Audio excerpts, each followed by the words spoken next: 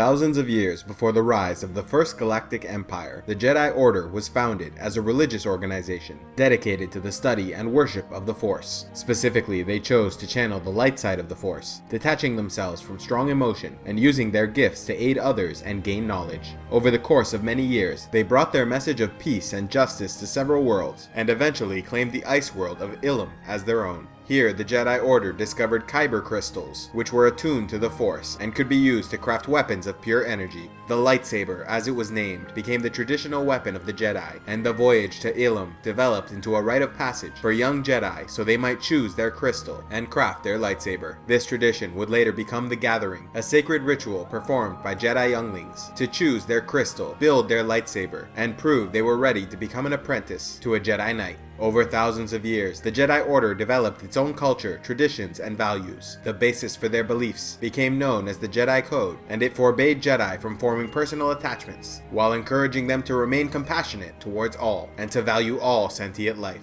The Code also included a mantra which summarized their basic belief system. There is no emotion, there is peace. There is no ignorance, there is knowledge. There is no passion, there is serenity. There is no chaos, there is harmony. There is no death, there is the Force. Because the demands of the Jedi Code were so stringent, mastery of the Force became a lifelong pursuit. Children were recruited at very young ages and taught in Jedi temples, and a hierarchy within the Order was formed. The youngest children were known as younglings, and they were taught Force theory and the basics of its use. Younglings were then tested on the planet Ilum, where they would find their kyber crystals and build their lightsaber. If they succeeded, they became Padawan learners, assigned to a full Jedi who would take on their instruction. After many years as a Padawan, they were tested through the Jedi Trials, which would take them through 9 stages, focusing on teamwork, isolation, fear, anger, betrayal, focus, instinct, forgiveness, and protection. If passed, Padawans became Jedi Knights, and after many years as Knights, and after having proven their skill, Jedi were promoted to the rank of Master. Finally, the wisest and usually oldest among the Order was granted the rank of Grand Master, and he would serve as leader of the Order. Assisting the Grand Master in administering the organization would be the Jedi Council, which consisted of 12 Jedi Masters. In addition to the Grand Master, a Master of the Order would be elected to serve as leader of the Council. Roughly 6,000 years before Empire, the Jedi Order fractured in what became known as the 100 Years of Darkness. It began when a Jedi Knight started questioning the ways of the light side, focusing on his anger and hate to discover the power of the dark side.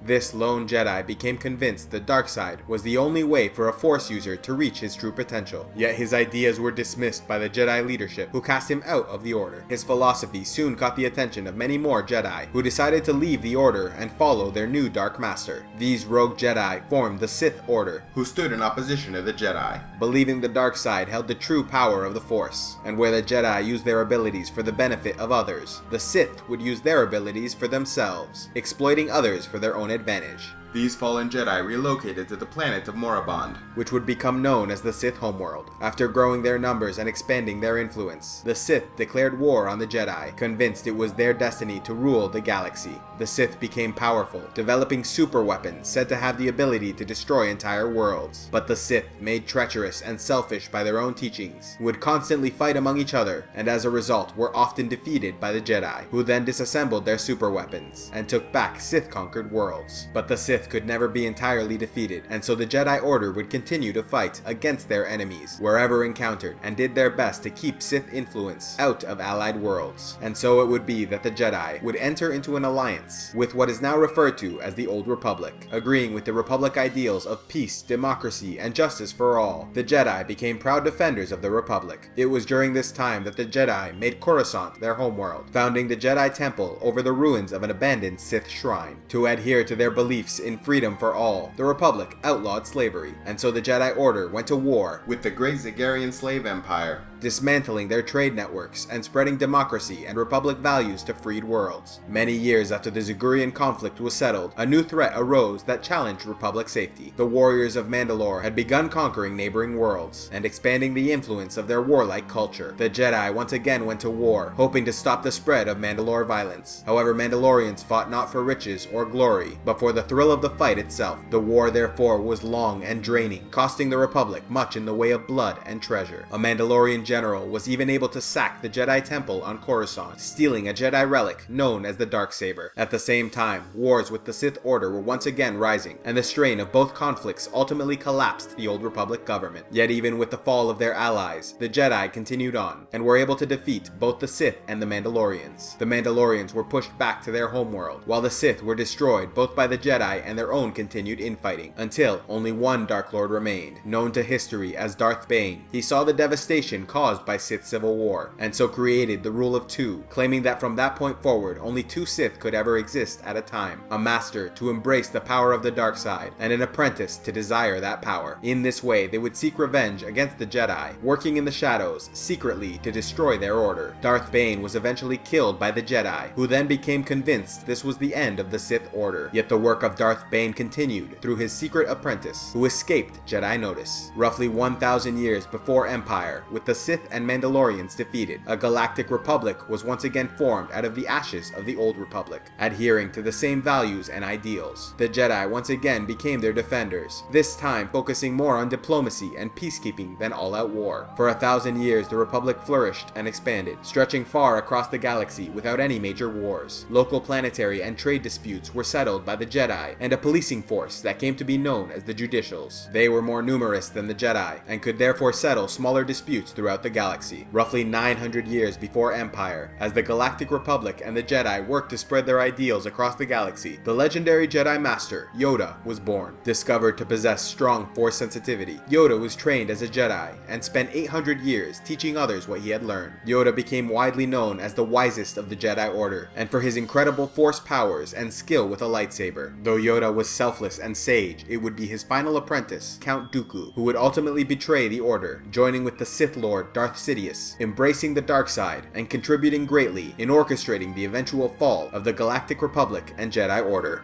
For 1,000 years, the Galactic Republic prospered, with the Jedi Order maintaining the peace. But as the years went on and the Galactic Republic grew complacent, conflict between member worlds became more common. Though the Galactic Senate was designed to represent all worlds and prevent an escalation to violence, the political process became mired in bureaucracy and games of political ambition. With turmoil rising beneath the veneer of galactic peace, Jedi Master Sifo Dyas foresaw a major conflict approaching. He urged his fellow members of the Jedi High Council to commission a standing army for the Republic to quell any possible rebellion before it began. But the council was outraged by the suggestion, viewing his notions as extreme and alarmist. Sifo Dyas was therefore expelled from the High Council, though that did not stop him from pursuing what he believed to be the correct course of action. The Jedi Master would go in secret to the world of Kamino, where the Kaminoans were reputed to grow clones for a fee. Claiming he acted on behalf of the Galactic Republic, he commissioned the creation of a clone army. Yet unknown to the Jedi was that the Sith Lord Sidious, who hid in plain sight as Senator Sheev Palpatine of Naboo, was aware of his scheming and contacted Lama Su, the Prime Minister of Kamino, arranging that every clone soldier bred for the Republic would be implanted with an inhibitor chip that would allow Darth Sidious to gain control of every soldier at the moment of his choosing. Knowing Sifo Dyas had acted in secret, Darth Sidious ordered his death. The task was given to the fallen Jedi, Count Dooku, who arranged for the Pike Syndicate to shoot down his ship above the moon of Obadiah. With a clone army growing in the shadows, Darth Sidious was ready to unleash his plans for ultimate revenge against the Jedi Order. For years, Palpatine worked his way into the political system and became a senator for his home world of Naboo. After betraying his master, Dark Plagueis, killing him in his sleep, Sidious earned the rank of master, and in keeping with the Rule of Two, sought out an apprentice to aid him in his plans. From the world of Dathomir, a male child was chosen. Darth Maul, as he would come to be known, was strong in the Force and trained as a fearsome warrior, choosing to wield a dual-bladed red lightsaber. After years of preparation and with all the pieces in place, Sidious at last initiated his master plan, the vicious retribution originally promised by Darth Bane 1,000 years before, the revenge of the Sith against the Jedi Order. It began with what came to be known as the Naboo Crisis. The Trade Federation, an enormous merchant conglomerate with its own representation in the Senate, was outraged by the Republic's decision to begin taxing free trade zones, thereby greatly cutting into the Federation's profits. Able to exploit their anger and greed, Darth Sidious allied in secret with the merchants, convincing them to apply pressure against the the Senate to reverse their new laws by using their droid armies to blockade the relatively weak and unprotected planet of Naboo. In response, the Jedi Order, at the request of Senate Chancellor Valorum, sent Master Qui-Gon Jinn and his apprentice Obi-Wan Kenobi to negotiate terms with the Trade Federation and see if they could bring about a quick end to the conflict. But Sidious ordered the Federation to ignore the request for peace talks and rather kill the Jedi and begin a ground invasion of the planet. Despite the betrayal, Qui-Gon and Obi-Wan survived and were able to rescue Queen Amidala from Naboo, hiding her on the planet Tatooine for a time. It was on this desert planet that Qui-Gon Jinn would discover a young slave boy named Anakin Skywalker, sensing in him an unusually strong presence of the Force. After confirming his Force sensitivity, learning of the boy's skills as a pilot, his visions of the future, and the strange circumstances surrounding his conception, Qui-Gon became convinced the boy was the fulfillment of ancient prophecy, a chosen one who would bring balance to the Force. Qui-Gon then arranged for Anakin to fly in a pod race, wagering with the boy's owner for his freedom. After the race was won and the boy freed, they were set to return to Coruscant, but were attacked as they headed for their ship by the Sith apprentice Darth Maul, but were able to escape unharmed. Once on Coruscant, Queen Amidala went before the Senate and demanded an end to the illegal aggression against her planet, but the Trade Federation was able to use loopholes and bureaucratic tricks to block and delay any investigation into the matter. Sidious, acting as Senator Palpatine, then organized an opposition to Chancellor Valorum, convincing Queen Amidala to demand a no-confidence vote against the man for his failure to successfully oppose the Trade Federation's aggression. Palpatine succeeded not only in bringing down Valorum, but also in having himself elected as his replacement. Despite the new Chancellor's promise to begin the political process for addressing the situation in Naboo, Queen Amidala grew impatient and unwilling to wait for politics while her world suffered, and so she left the planet alongside Qui-Gon Jinn and Obi-Wan Kenobi, assigned to protect her on her journey home. Young Anakin joined them, though his status with the Order was not yet fully decided, though Yoda and the Council initially rejected Anakin Skywalker, claiming he was too old and fearful to become a Jedi. Qui-Gon Jinn disobeyed the Council and took the boy on as his apprentice, claiming Obi-Wan was ready for the trials to become a full Jedi Knight. Back on Naboo, Queen Amidala was able to organize the defense of her planet, alongside the Gungan race, who lived in the waters of Naboo. While the Gungans distracted the droid army on the field, the Queen, the Jedi, and her forces would attack the palace in order to capture the Trade Federation leadership and bring about an end to the conflict. Yet as they made their way through, they were confronted by the Sith Lord Darth Maul. Qui-Gon Jinn and Obi-Wan Kenobi stayed behind as the others took off after the Federation. The Sith and Jedi engaged in a long and arduous battle, resulting in the death of Qui-Gon Jinn. Upon seeing the fall of his master, Obi-Wan was able to defeat Maul by cutting him in half. Qui-Gon's final words to his apprentice were for him to train Anakin Skywalker, again claiming he was the chosen one. Obi-Wan agreed.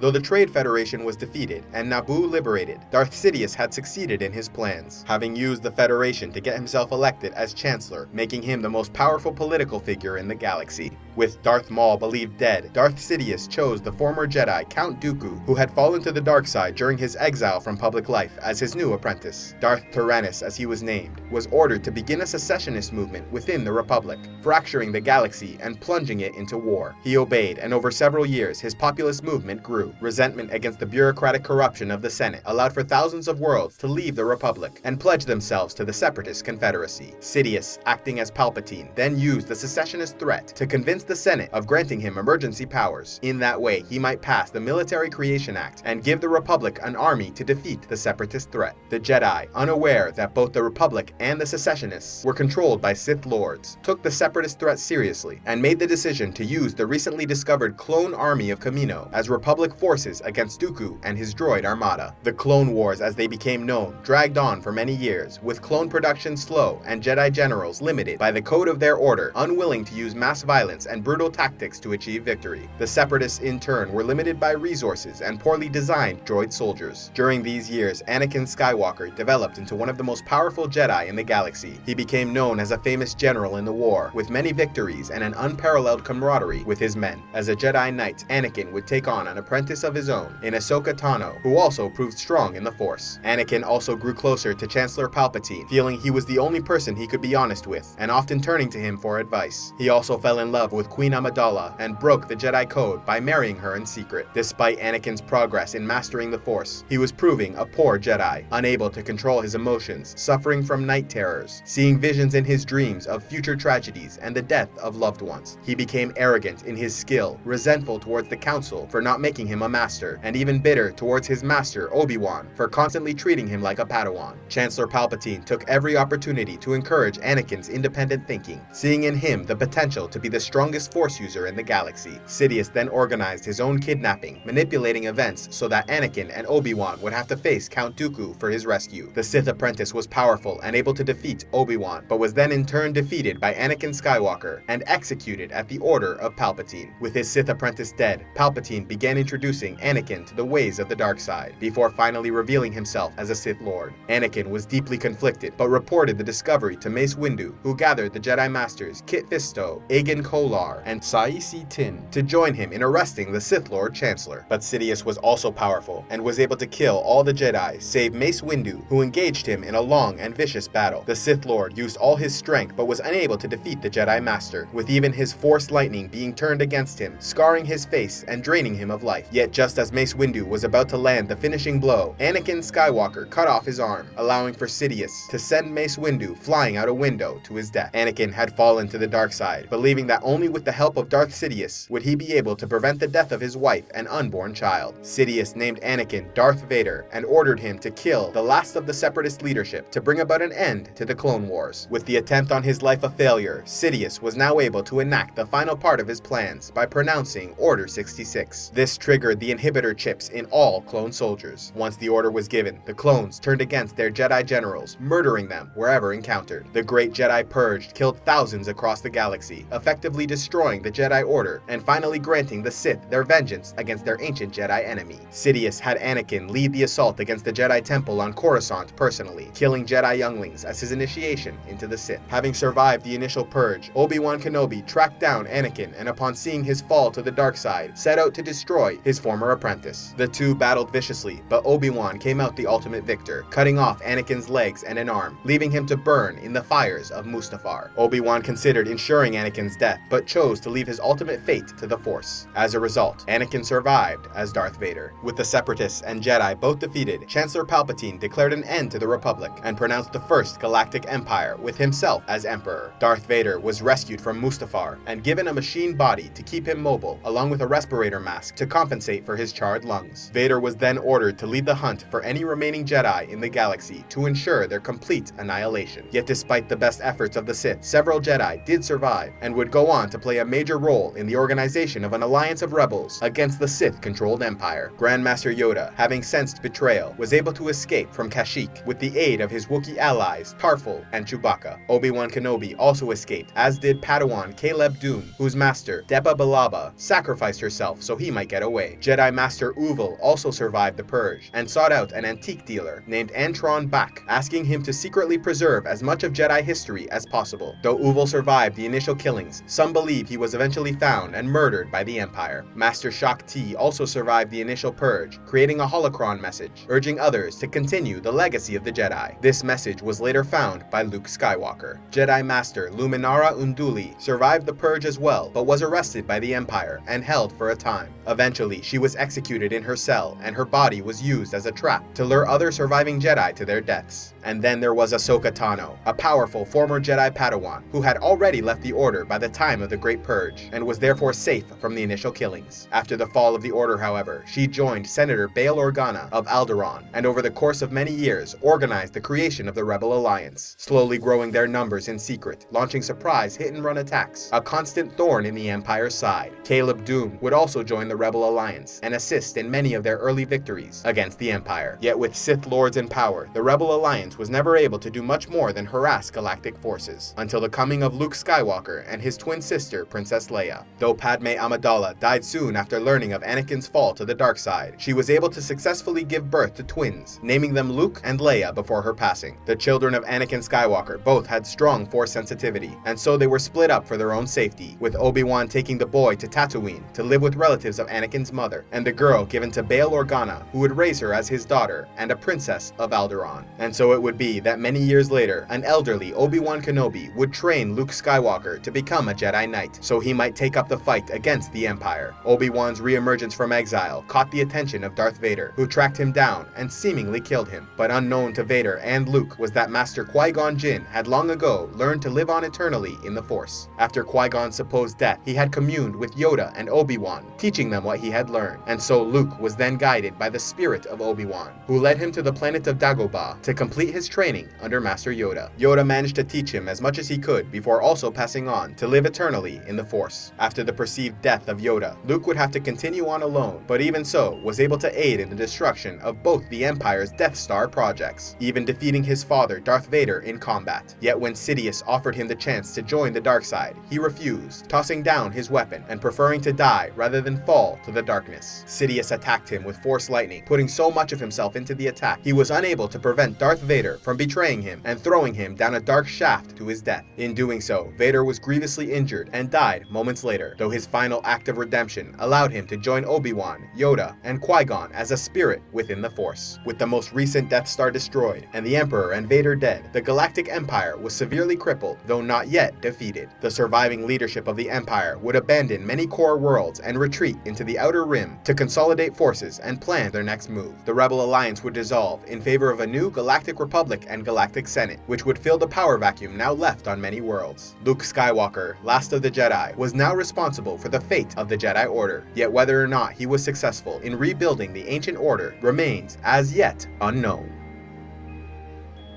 A special thanks to all those who have contributed to CivilizationEx. You make these videos possible, and I am eternally grateful for your support. If you would like to help CivilizationEx and want a say in the future content of this channel, click on the Patreon link in the description box below, and pledge any amount you'd like on a monthly basis. Or if you would prefer to make a single donation, you can use the PayPal link, also in the description below. And please be sure to like and subscribe, and click on the links to see more.